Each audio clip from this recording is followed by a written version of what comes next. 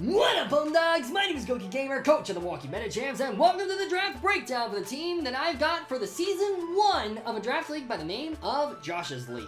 For those who don't know, a Pokemon draft league is where players come together and draft teams to battle other coaches. If you draft a Pokemon, then that means you're the only one who can use that Pokemon during the season. It's very similar to a typical sports season, complete with playoffs to determine a champion of the league. In this league, we've got access to 115 points to spend, 32 of which can be dedicated to our Terra captains, of which we have a maximum of 3. This league has high tier Terras with open Terra and Terra previews, so needless to say, there's going to be a bunch of powerhouses that we're going to be going up against. This league has 2 divisions, each with a total of 16 extremely talented coaches, and I am very excited to be a part of the DONPHAN division. On top of that, there is an actual physical trophy for this league as well. You heard that right, there is an actual real-life prize for the champion of this league, so you already know we gotta give it our all here. Without any further ado, let's go ahead and talk about our team. For this league, I ended up getting picked 14 out of 16. Far from ideal, but at least I'm fairly close to the wheel. As a result, a bunch of the more powerful Pokemon I was interested in got drafted, but as a result, I decided to pick up a Pokemon I've been wanting to try for a long time now. And that Pokemon is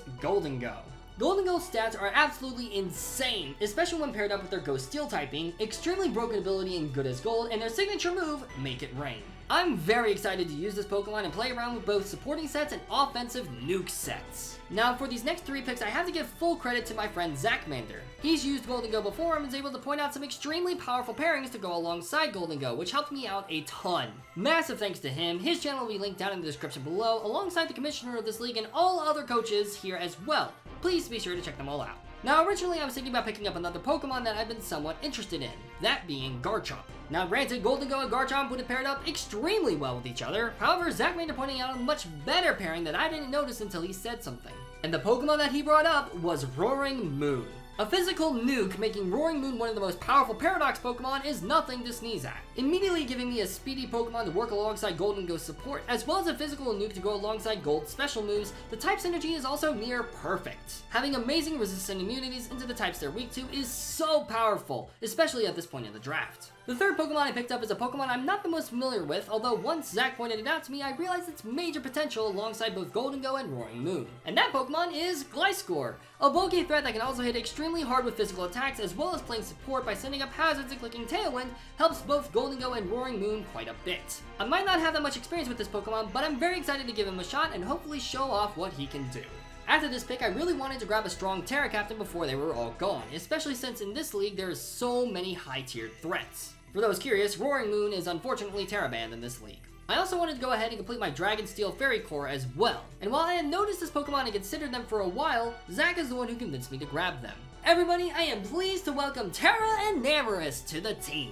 The biggest boon to Terra and Enamorus is combining Terra Stellar, Terra Blast, and Contrary. Combine that with Enamorus' really great offensive stats and fairy typing, and you've got a mon that can very quickly get out of hand if you don't prep enough for it. Hopefully this form of Enamorus works better than the Therian form did for me a while back. At this point, I started feeling more comfortable finding Pokemon that pair up well with these top 4, so I didn't struggle nearly as much to figure out what I wanted. For example, thanks to my current speed tiers, I surprisingly felt comfortable not focusing on filling up specific speed tiers like I did in the NBBL. I also really needed a spinner as they were getting picked up right and left, so I decided to go for a Pokemon that I thought I'd never grab at any point in draft, and that Pokemon is Regieleki. While unfortunately Regieleki is Terra banned in this league, I still think it has a very valuable spot on this team.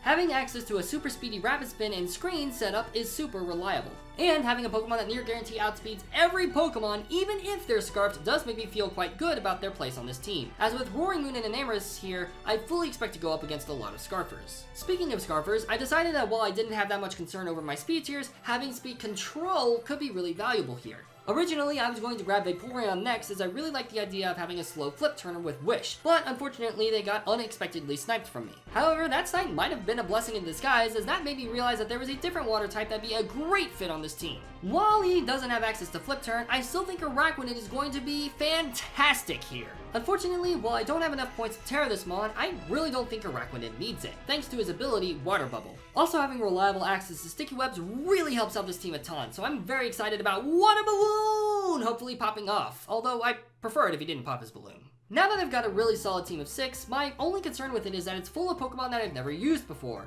or in Roaring Moon's case, I've only used once. So as much as I tried, and I promise I tried not to pick up this Pokemon again, I just had to. Everybody, please welcome on Terra Colossal back to the stage. No, this is not a toxic relationship, I promise. Jokes aside, I really wanted another spinner, and most of the spinners I was looking at were gone. Not only that, Terra Colossal is, in my opinion, one of the greatest form of hazard control in the entire game, especially with Terra. She also takes the pressure off Gliscor from running hazards all the time, and while there absolutely will be situations and matchups I prefer to Terra Enamorous over Colossal, I still feel fully confident I'll be able to use Volga to the best of her abilities, with or without Terra. Since my last two picks were the Water and Fire type, I figured the next logical choice would be to grab my Grass type. At first, I was going to try and grab Shaman, but since I'd already planned out most of the rest of my team, I realized that it wouldn't have a grounded Poison type, which I really wanted. While I was struggling to figure out how to fill in my grounded poison requirements, I had a realization. For once, I didn't have a major ground weakness. Sure, Colossal, Regieleki, and Gholdengo were weak to ground type attacks, but I've already got Gliscor, Araquanid, and Enamorous on my team already. So in that case, why don't I grab a grass poison type? In fact, there's actually a perfect bulky grass poison type that'll really help out this team a ton. And that Pokemon is Among Us! Among Us. Sorry. Having access to Regenerator is extremely valuable on this team, especially alongside moves like Spore, Toxic, and Synthesis. Having decent attack stats, both at 85, are also nothing to sneeze at. Pun very much intended. Plus, while grass types do love switching into Spores, most of them don't enjoy tanking a stab Sludge Bomb. Combine all of this with Amoongus's natural bulk, and I really think Amoongus is going to be a very, very solid fit for this team. For my next pick, while Araquanid works as a great substitute for Vaporeon, I still really wanted a slow Wish Passer on this team. Conveniently, I also really wanted to find a bulky normal type to pair up well with Gholdengo. Thankfully, I was able to find both in one Pokemon, and that Pokemon is Farigiraf. An extremely bulky Pokemon with high HP, access to Baton Pass, as well as some pretty solid abilities in Cudchew, Armor Tail, and Sap Sipper make this a pretty good steal in my opinion. Plus, a base 110 special attack ain't nothing to scoff at either, so I'm very hopeful about having this Pokemon on the team. After grabbing Farigiraf, I wanted to find a Pokemon that could help out with my Rock and Ice weaknesses. The two types that help out best with that are Steel types and Fighting types. Now, while defensively Steel types are better than Fighting types, not only do I already have a Steel type in Gholdengo, but I also don't have a Fighting type yet. Thankfully, due to me still having quite a few points, I decided to grab Mienshao as my Fighting type. Having access to another Regenerator Pokemon feels illegal, I won't lie, but at least this one is quite offensive. With that being said, however, definitely don't underestimate a Pokemon with Regenerator. I would not be surprised if I run a max HP, max defensive build one day, cause not gonna lie, on this team that'd go quite hard. I'm very excited to cook with this Pokemon. Now, at this point in the draft, I have only one Pokemon left, and I have 2 points. I could grab a 2-pointer here, but believe it or not, I still have one single point to invest in a Terra Captain with. And surprisingly enough, there actually are a couple of really solid 1-pointers. While I did have my eyes on the infamous Trapinch for a while, I saw this other Pokemon and realized that low-key, on this team it could actually pop off. I am extremely excited to say that our final Terra Captain is none other than Terra Krokorok. Now, I've never actually used Crocodile on a team before, but I've heard really good things, and since Krokorok actually fills in a speed tier for me, as well as having the ability to run Intimidate and Moxie alongside the Eviolite, I think this could be a really fun addition to the team, and I legitimately see myself bringing it at least a few times this season.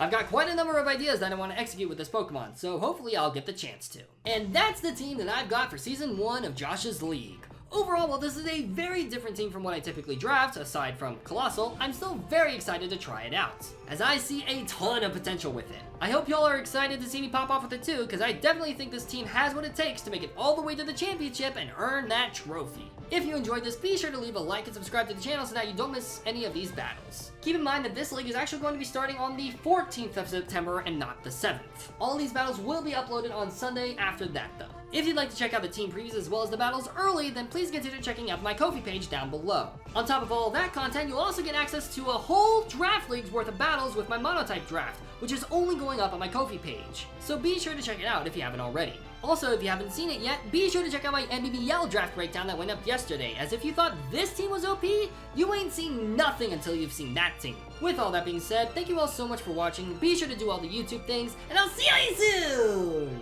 in the next video. Peace out, mates!